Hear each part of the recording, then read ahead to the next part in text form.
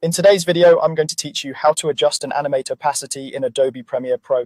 Opacity controls how transparent your clip appears, and mastering it gives you clean fades, layered looks, and smooth reveals without using any extra effects. We'll keep it simple and clear so you can follow along and get reliable results every time. Start by finding the clip you want to work with in your timeline and clicking it once to select it. You'll know it's selected when it highlights and its properties become available.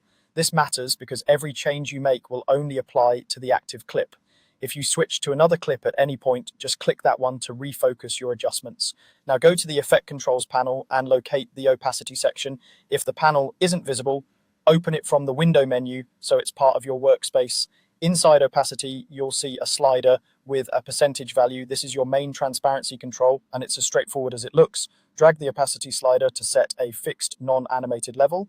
At 100%, the clip is fully visible. At 0%, it's completely transparent. You can also click the number to type a precise value if you need exact control. Subtle settings like 90% can slightly soften a clip, while 50% creates a true see-through look if there's another layer underneath.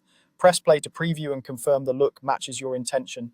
To animate opacity over time, turn on keyframing by clicking the stopwatch icon next to opacity. This tells Premiere to remember the opacity value at specific moments.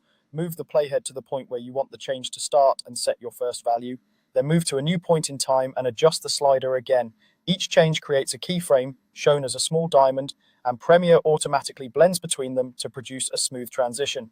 You can build a fade in by starting at 0% and ending at 100, or a fade out by doing the reverse. After keyframing is enabled, anytime you change the value at a different moment, a new keyframe appears. Closer keyframes make the change faster. Spacing them farther apart slows it down. If something feels off, drag a keyframe left or right to refine timing or adjust its percentage to fine-tune the look, then play it back to review. And that's the workflow. Select your clip, open Effect Controls, set the opacity, and animate.